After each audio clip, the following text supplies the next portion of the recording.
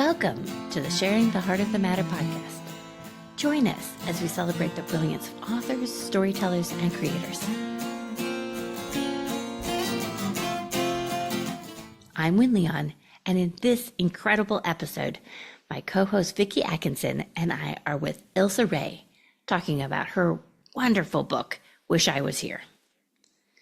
Ilsa tells us about learning what she didn't know, and how that propelled her through the 10-year process of getting her book published. We talk about the importance of feedback, even family feedback, and how Ilsa used every opportunity, like query contests, to learn and keep writing. Ilsa tells us about the process of writing a series and the big picture view of interweaving the parts and pieces. We get a peek into the experts that helped her shape her narrative, and she even visited a prison in order to keep it real. Ilsa reveals how a trip to Seattle, in which I fortunately got to meet her in person, helped fuel some scenes in book 3. And we get the inside scoop on how to order her book for a discount before its release date on 12/23. This is a great episode with a fun author and a fantastic book. We know you'll love it.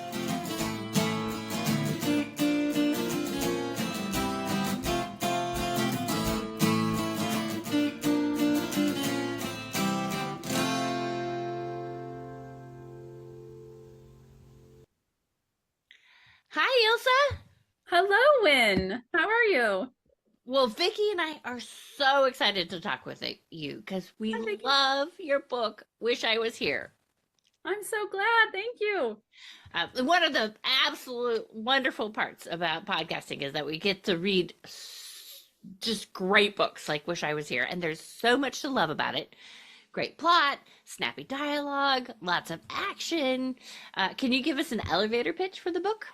The elevator pitch. Anna's genius best friend Isaac invents an invisibility pill and then is promptly kidnapped for it. So Anna swallows the pill so that she isn't kidnapped alongside him.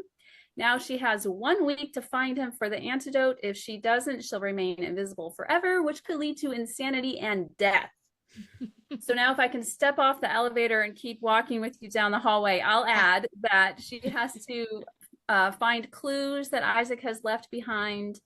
And also the bad guys are after her as well, because if they can't extract the formula from Isaac's brain, they will get it from her veins because she's got it inside of her and they want it. So it's very tense in scenes. Well, and I love what you said about that it's going to drive her insane to stay invisible, because you show, I mean, that's not, I haven't spent a lot of time considering what it would be like to be invisible, but, that's not immediately apparent why you would be insane, but you do such a good job of showing that. It's just brilliant. Just the powerful effect of being seen, right? We don't, in all the ways that we don't think about that. Yeah. And those scenes of her going crazy, I'd like to say, weren't that difficult to write, because that's just my natural state. Well, I think what we loved about it so much, though, is, writers hear so much, Ilsa, about, show, don't tell. But I think Wynne and I were so captivated by those scenes where you invite the reader in to Anna's experience and what it's like, because even the most ordinary, everyday scenes, that you're describing, all of a sudden it is layered with all of these new limitations, new threats because of her invisibility. So it was just masterfully done, just really, really well done, because you felt like you were experiencing that phenomenon with her. Yeah. Well, and especially because she's a high school student, and the whole thing of not being seen in high school is, it's just there anyway, right? And this just, just brilliant. So you talked about this book. I mean, this book is 10 years in the making, right? What have you learned in that time? I mean, what do you think taking 10 years did for you? So much, primarily learning to find out what I don't know, like to learn to know what I don't know. And I did things so wrong the first time around. So I wrote it in November of 2014. So from then until publication, where I signed my contract, was roughly this time last year. So hence 10 years. And there was so little that I didn't know that I didn't know. That I did. Yeah, you know what I'm saying. Anyway, so it was originally 55,000 words, which first thing I didn't know, that's a novella, not a novel. And I immediately was like, it's done. It's great. I started querying agents, getting rejected left and right because I didn't realize how awful the book was. And then my cousin has a writer friend who said, why don't you show it to me, your first chapter? I'll send it over to this guy. His name was Bishop O'Connell. He's not a bishop. That's what his parents named him. Anyway, he sent it back to me, just dripping blood in the form of red ink. Just so many things that were terrible about it. And he's like, you're going to hate me. I'm like, are you kidding me? This is amazing. Thank you so much. Guy I've never met, probably never will meet, lost touch with him by now. And it was so helpful. And he recommended this book called Self-Editing for Fiction Writers. And I learned a great deal from that. So I did that. I've also learned that you cannot write in a vacuum. You absolutely need beta readers. For those who are listening who aren't familiar with the term, it's like beta testers for a product, but it's books, so it's beta readers. So just having people read it and give you their feedback, it certainly helps when they're writers themselves. For instance, one of the problems that I was having with the first book is how to disguise the bad guy. And so I had a blog friend, Julie Holmes, who was a mystery novelist, and she out of the kindness of her heart, read it and said, well, you can do two different options. The first one I've forgotten because it's not the one that I chose, but the other one is to just throw in red herrings.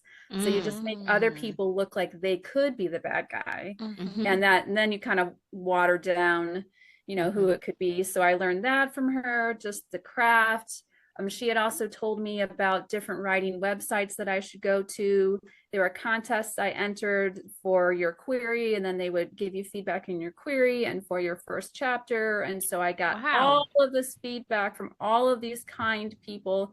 The writing community is just filled with generous people who love to help. And I was like a baby, and now I'm like a full grown adult. So that's why it took me 10 years to grow. That is amazing. So what is the cutoff for a novel as opposed to a novella? It depends on the genre. So mine now is 74,000. Actually, I might be thinking of the sequel that I just finished, but I think the first one was 72 and some change. So that's more in range for YA, which is young adults for those who don't know the term YA. So others would be longer, some others might be shorter, but this, I finally found the correct range. Wynne and I often talk about the openness to feedback and how that's such an important part for creative types, but it hits at that place where we all feel the most vulnerable, so you have to find your way. And what you just described, Ilsa, is just so, I think it'll be empowering for people to hear that the potency of just receiving the feedback and, making it about the work, not about the creative person, inside you. But I have to ask, when you were even in that first draft, when I read, I was thinking about just, in order to tell this story about invisibility and add all the intrigue, there is so much like chemistry and science. Did you have a background in this that we don't know about? I was like, wow, I need to get out my periodic table so I can follow along. But there's enough, especially for, I think, a YA audience or like, semi-adults, like Wynne and I. Right. It's very readable in that way. Yeah, because I was like, oh, yeah, Isaac was really up to some serious stuff and you threaded that through, but golly, how did you do that? It's funny that you say that, and that I realized that I did a lot of research and I loved it, because when I was in school, I hated research. I hated research papers, but when it's your novel, it's different. You just like you do more for your children than you would necessarily do for yourself. Right. Well, this book was my baby. So I did have to do a lot of research. So there was that. I mean, research, it's about a girl who's invisible, so it's not like I could look up how do you turn invisible, but in other areas, I had to look things up. But I also was fortunate enough to be friends with a police officer who took an hour out of his day to answer all of my cop related questions. Mm-hmm. And he only checked his watch once, and that's when I knew I need to start wrapping it up. But he also let me do follow-ups through email and text even. But he was telling me some things that I wouldn't find probably even online, because I followed up with one question asking him, what is this certain technology called? And he said, I don't know, my FBI friends won't tell me. So I'm like, okay, that's got to go in the book. I don't know how, but it needs to make it in there. Right. Yeah. So there's a lot of authentic realness to it that I don't know if you ladies knew was like real technology, or if you thought that I was being made up. But though I don't know the terms for it, that's real stuff, real spy gadgetry that the cops have. Yeah. So, but I think it grounded it, because some of it I was a little bit aware of from some work that I've done with students who study forensics, you know, and investigative work. So, I mean, even I think for lay people that know enough about it, I think it made the story compelling, because it's, you know, fantasy like and all of that. But yeah. Right. But how did you like staying motivated over 10 years? Did you kind of, that's got to be hard to stay in the game as you get feedback. I mean, did you have to noodle on it for a little bit? I should probably qualify that during that 10 years, it wasn't like constant. Right. I would take years off in between, pulling it off the back burner. I wrote a different book, a nonfiction book during that time. I had a baby during that time. I mean, my life was still happening. And so I was not constantly working on it. I would dust it off. I would take a year off here and there, and then I would dust it off. And then I would send more queries. What you were saying earlier, Vicki, about just basically a thick skin, like writers eat rejection for breakfast. You just have to know that it's going to be hard, and you're going to have to accept. I lost track after 100 rejections from agents, because it's like, okay, this, and then it helps me learn, okay, this is more stuff that I need to know and grow and get better. And I did eventually get to a point where one agent assistant wrote back to me and said, this is the first time I've gotten a query where I have no notes on it. Like, there's nothing I would change. And that has never happened. So that's when I knew I finally reached the point where it was ready to go. And you just can't be a writer in a vacuum, as I was saying before. But that also goes for, accepting the feedback, like you were saying. But I'm at least was humble enough to be aware that I didn't know what I was doing. And I learned that fairly early on. So that helped. Yeah. And then there was another agent who very nearly signed with me. She was so close, but she told me things that I didn't know were wrong. Like, I thought that it was perfect. Every time I thought it was perfect and ready to go, I'd find something else. I can't tell you how many times, at least 20 times. I'm like, okay, now it's ready. It was never ready until it's finally in print now. Right. And then even then, if I were to pick it up and reread it, I'd be like, so I kind of don't want to. Yeah. Well, you mentioned that you have a second book. So writing a series, what'd you figure out about doing that? I mean, did that limit you in some ways, or were there things that you had done that you were like, oh, now I have to live with that kind of realization? Anybody who's in writing of books may know that there's two different types of writers. There's the plotters who write out the organize everything, their outline, each paragraph, each chapter, whatever. And then there's the pantsers who just fly by the seat of their pants. And anyone who knows me well and knows how chaotic my life is will understand that I'm, of course, a pantser. But the challenge of when I realized, okay, I love these characters, their story isn't done in one book, there's more that has to happen, is that I have to think through what's going to happen in future books, that I need to lay the groundwork by leaving breadcrumbs now.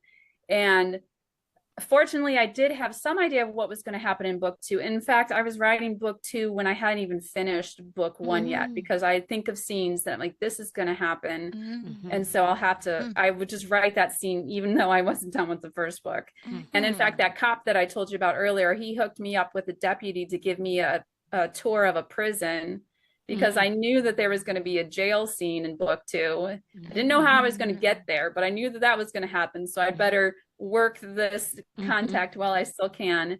Did that kind of research, and that was trip, let me just tell you. But anyway, I bet. Yeah. And so I know a little bit more now about what's going to happen in book 3. So I went back into book 2 And there's this one thing that just changed the whole trajectory of what I thought was going to happen in book 3. And now I had to, sprinkle in some hints in book 2. So it's challenging in that way. And it's also just so much fun because you fall in love with these characters, and I just, there's more to happen. I don't know how their stories were going to end yet, but I'm getting there. I'm getting closer to figure it out. But there was one part when I was in the process of writing a scene for book 2, and my husband's on the couch next to me, and I'm going, oh gosh, this is so sad. And he's like, what is wrong with you? And I'm like, oh, they're having a fight, and I just feel so bad for Isaac right now. And he's like, you're making it happen. And I'm like, no, you just don't understand. You're not a writer. You don't get it. It's not really that you're making it happen. It is in the most technical sense because I'm writing it, but you create these people and you plunk them down into a world, and then you just become the stenographer in the corner, writing down everything that they say and do, but also the scene. You've got to, the sights, the smells, the sounds, everything, you have to add that in too. And it's like you're watching a movie, and then you're just frantically typing down everything that's happening. And there would be times when it would just flow out of me like lava, where I literally felt like I didn't know what was going to happen until I was reading it on the screen, as my fingers were it was just coming so fast and furious. And that's when you're fully in the zone, and it's just the most beautiful thing. I have a question for you about that, Ilsa, because I love that, because I'm working on my little project, and it's such a proof of concept for me because I've never written fiction, and I'm a pantser, and I hold these characters inside me, and I know them, and I sometimes, when I'm lying awake at night, I'm beginning. It's pretty much written now, so I'm not still doing that, but I'm rewinding through scenes and reliving them. But it is what you just said. I'd never thought about it this way. It is like a movie in my head that I know it. So when I'm imagining when you're finishing the first book is done and you're conceptualizing the second one, are you doing that? Is there a lot of visualization that goes on where you close your eyes, but they're with you, your characters, and you see them and experiences? Then I have a million questions about that. One, do you do that? Is that how it plays out, like the reel in your head? And two, how do you capture that? Do you get up and take notes? Do you go grab your laptop? What do you do? Especially when I love the idea that Ilsa's saying that she's thinking about the prison scene, even though you don't know what surrounds it, it's going to happen. How are you doing that and like mapping it in your head? So yes, the movie reel that term that you just used, that's a great expression. That's a great way to say it. Yeah. And I have one example of that I remember was lying in bed one night. Like you said, that's the best time. There's no distractions, best time to be thinking about it. And this plays into me saying that you can't do it alone. So my husband that day had made a comment saying it would be cool if there was flour on the floor. And it was just like a toss off comment. And he didn't even mean it seriously. And I'm like, yes, I'm totally going to do that. That would be so cool. And that turned into one of the most tense scenes in the book. And so that night in bed, I'm thinking about it, and I'm like throwing the blankets off me because I'm getting so hot, and I can feel my heart pounding as I'm just watching this happen and feeling like I'm Anna having it happen too. And it was like, it was very tense. And so I typically just lay in bed and I play it over and over again, and I sharpen up the image of it. And then it gets kind of stuck. And then usually the next morning I get up and I'm furiously. And then the same thing happened as I was typing it. I'm like, sweaters coming off, like, calm down. It's just in your head. This isn't happening to you. But you get so immersed in your world that it's kind of crazy. But and that's such a great scene in the book. I mean, readers will love that now that you've given us the reveal that it was a little collab with your husband, right? But it's so, I was like, oh, and I dare not say more, right? But the dialogue, we love the dialogue too. And like, I have one line that I love, or one interaction, and it says, "No problem," I said to Jeremy. "I'll be partners with the smart one." The self-satisfied expression melted from Jeremy's face. So how do you Yeah. Is that the same thing, to find that voice and that pacing? How do you practice that? Or does it just come? Yeah, well, let me preface my response by saying everybody has their strengths and weaknesses and what they're good at and what they need to work at. So please don't think I'm too arrogant when I say I don't have to practice the dialogue. Mm-hmm. That just Yeah. happens. Mm-hmm. It And flows. it does. And I'm Yeah. going to back up by saying another person who helped me a great deal in the beginning in my early drafts of book one was my mother, and she reads constantly. So there was a point where I was stuck on what to do, and she's like, "Well, of course this has to happen," and I'm like, "Oh, well, duh, yeah, of course." So then that gave me the idea for another scene, Yeah. which ended up leading to my favorite scene of the book. And so I was so grateful for my mom's input, but also when I was writing and she would be reading each chapter, I would send it to her as I finished. So they were garbage initially. And because she's so well read and has read mysteries and everything, she would be the one to tell me, okay, what is their motivation? Like, what is this character's, why are they doing it? And she was telling me that I needed to take time to write out, the full backstory of each character so that I can understand their motivation. And I was somewhat irritated because she's my mom, so she's like contractually obligated to love everything that I do. And she was telling me things that were wrong, so it was difficult to hear. But she could tell through the phone that I was getting a little upset because I was didn't know what I didn't know. But she kept saying to me, but your dialogue is great.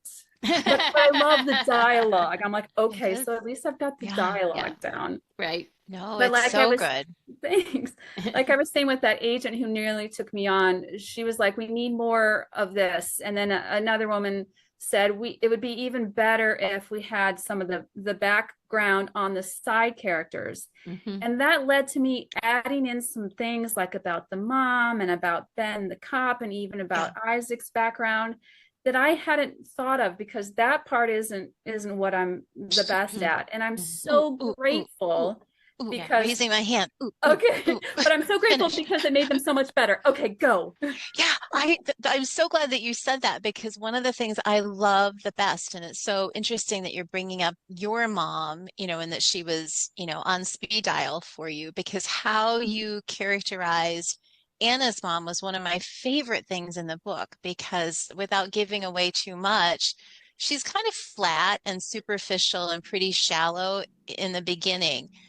But the reader gets kind of pulled in. We still like her and have affinity for her, and then we learn later kind of why some of that is, how she's broken a little bit. But in chapter 10, when her humor starts to come out with a can of whipped cream, I'm just like, it just those little glimmers of things, where she was showing her daughter that despite the chaos that was going on around them, you still got to live a little. But it was those little touches, I think, that, and expanding on her mom's backstory, to kind of explain why she was as wound tight as she was.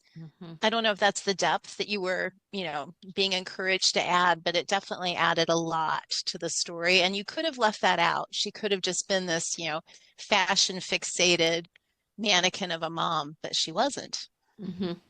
And could you imagine her doing that whipped cream thing at the beginning of the book? No way. No way. Right. So she has her own character arc. Their relationship grows, and the mom grows, and Anna grows. So thank you. Thanks for pointing that out, Vicki. Oh, you're so welcome. So good that you bring up your mom reading it, because you read this out loud to your kids, which is sort of a whole different audience. Is that going to be your toughest audience to face? Oh, for sure. And what's funny about life in general that I realized in this situation is the people who are closest to you are the people whom you're most concerned about their feedback, because their rejection would hurt you even more, Right. And the ironic thing about that is they're the ones who love you the most and who won't reject you, but they'll give their honest feedback, and you can take it easier because they'll couch it in a nice, comfortable way. So technically my husband was the one who read it out loud, because I wanted to be able to watch, from the corner of the room and watch their expressions. And it was stress, because my children are their grandmother's granddaughters. They also read. so much. So I knew that they were super savvy about, plot and character development. And they bandy about terms like the payoff and the denouement and stuff like that. And I'm like, okay, Wow. teenagers. Yeah.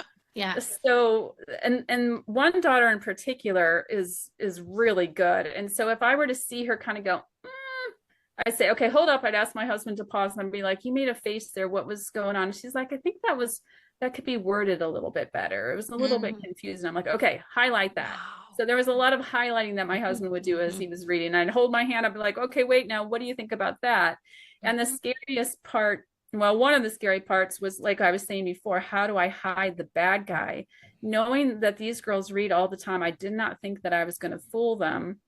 So when it got to the end and they all went, what? Like all three of my daughters were like, oh! I was like, yes, success. I did not think I'd get to do it. And in fact, at one point, one of my daughters was like, oh, did you hear what that character said? That's just like what the bad guy said. So that could be the bad guy. And then the super savvy sister, as I call her, was like, yes, but the protagonist noticed, therefore he can't be the bad guy. So I knew that this was my target audience, and I knew that if I could get past them, then I'd be golden. So with their little subtle edits, then I was like, okay, it's ready to turn into the publisher. Oh, no, so it was good. And you did drop some, some red herrings along the way, just the very gentlest sort of, everyone could be a suspect. But yeah, you did a really good job cloaking. And but I guess one thing we haven't mentioned is just the Ilsa humor that comes through, right? Knowing, who you are. There was a line on page 79 where the police are going through the locker, Isaac's locker at school, and one of the police officers looks at his Isaac's, kind of nerdy supply of sharpened pencils and says, "Oh, this boy must be like a real hit with the ladies," right? Because it's that conversational stuff, right? That just so good. And I'm sure, like you said, watching your children kind of react to it, if those attempts at humor fell flat, you would have heard about it, right? Yeah. Right. Yeah. Yeah. Yeah. So good. This book it's officially out on December 23rd. But there you could pre-order through Black Rose, your publisher. Is that right? Yes, Black Rose Writing. Black Rose Writing, and for a discount. So we're excited about that, and we'll put links to that in the show notes. Okay, yeah, I was going to say if you pre-order, it's $18.95 as opposed to $20.95. And also, I spoke with the publisher, and anybody who orders directly with them will not have to wait until release day to get their book. So if you go and click on the link in the show notes for Black Rose Writing and order now, you'll get it in a couple weeks, as opposed to the rest of the world who will have to wait until like January maybe for it to arrive in their house. A perfect Christmas gift, though, to give. Yes. So that we love having the inside scoop. Tell us when the second book is going to be out. Yeah. Well, I only recently turned it in, and usually books come out a year apart from each other, and the publisher wants to see how well the first book does. So anybody who reads it and loves it and leaves an Amazon review or a Goodreads review, that will really help propel the publisher to say, okay, people are hungry for the second one. Let's get this moving. And I have a couple of people that I know personally who went crazy and said, I got to see the second book. So I went ahead and sent it to them. And I will say one triumphant thing that I did not expect that I would like to say shows my growth was one of the ladies who read the second book in less than 24 hours. I don't know how she did it. She has 6 children. So she's, I don't know, her house may have burned down around her. But she said, one of the things that she said was that I clearly put in a lot of thought into each and every character, and I'm like, yes, so good. I didn't have to work on it and put it in afterward. I'm learning, I'm adapting. But that's, I think, something that authors are really concerned about when you write a sequel, right? Because people, you don't want to be part of the churn and burn club. I'm just cranking things out. You want it to be, the wonderful extension, of what your first baby was, right? And I love this book so much more. I'm so excited for it. And the third one I've already written scenes for. I'm going to spoil a little something for Wynne. Yeah. I did not know that when I came to Seattle 2 years ago to meet you and stay with you, audience is crazy. She let this strange woman stay in the same house where her children sleep before she'd even met me. Anyway, that's how wonderful and generous she is. Yeah, she's a good person. She's all right. Yeah, we'll keep her around. I wound up coming up with a scene for book 3 that was totally my time in Seattle. I didn't realize that I was researching, but at the time I've got these like clues, you know, that they're going on a scavenger hunt through Seattle essentially. And it's all from I even pulled up my pictures so I can describe what things looked like accurately. It was just so great. Oh, that is so awesome. I love it. Just flows. It just came to me. And even though I wasn't even done with book 2, I'm like, I gotta write this down now. I know, but there's something in this book that references, because I remember reading going, oh, she's channeling her visit to Seattle. It was something about grunge, right? Yeah, that's true too. Right? It was in this book. Yeah. A little touch. Yeah. That was I mentioned Julie Holmes, who helped me with figuring out the red herrings. After she read it, she was like, I would love it if Isaac had like a classic rock collection or something. Yes. Yeah. And I'm like, well, I don't really know too much about classic rock, but I do know grunge. That was it. Yes. That was it. Yeah. We know like that. They're gonna love you love you. Yeah, you're grunge. That's perfect. Oh, we love it. Well, thank you so much for the tease. Thank you for talking about this wonderful book. We will be on there leaving our reviews. So I'm so glad. Thank you so much for this opportunity to share about it. I love you, ladies. Thank you so much. Love you back. Mwah. Mwah.